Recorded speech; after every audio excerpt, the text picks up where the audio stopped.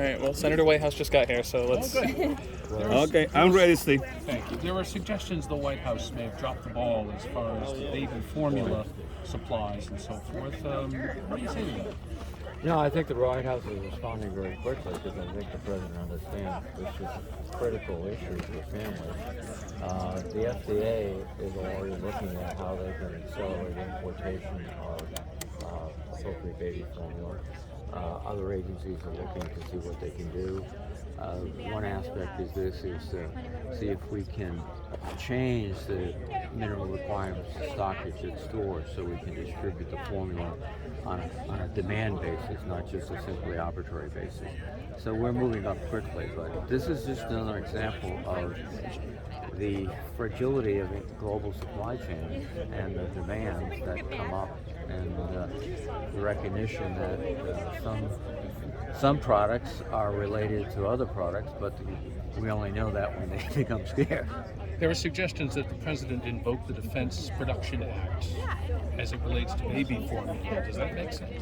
Well, you could literally make that argument for anything and say that the Defense Production Act comes into place. I think what they're doing first and wisely is to take a look at those administrative steps they can take immediately before they invoke the Defense Production Act. There's some calls for the FDA to allow the importation of baby formula. Is that something that we should be considering? It still hasn't been authorized. Should it be? What are your thoughts on that? Oh, absolutely. In fact, I think the FDA is considering today how to do that and how to do that quickly. And we can certify the supply so that if they're safe and get them in there as fast as possible. We saw inflation come down fractionally this week. And obviously, you must feel that Jerome Powell is the guy to tame inflation as head of the Fed. Well, as they have a principal role in doing that, that's one of their mandates. But this is a complicated global situation, exacerbated by the war in the Ukraine, and also by the COVID outbreaks in China, where they are literally trying to shut down the country. So it's one of those complicated factors. Okay. Senator Reid, the United States taxpayers are being asked to spend billions of dollars on weapons for the Ukraine, which will be used to kill Russian soldiers. Some might construe that as a potential or be received as an act of war.